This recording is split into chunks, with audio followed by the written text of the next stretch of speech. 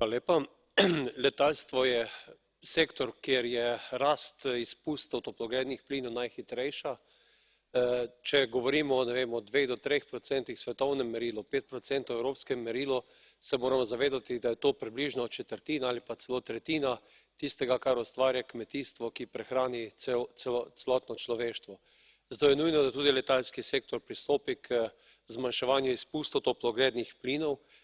Kot pa je bilo že danes v razpravi in tudi kot je v poročilu zapisano in kakor je stališče Komisije zelo jasno, Evropa kot tista, ki na okoljskem področju vodi to pionirsko bitko, sama na tem področju ne more zmagati.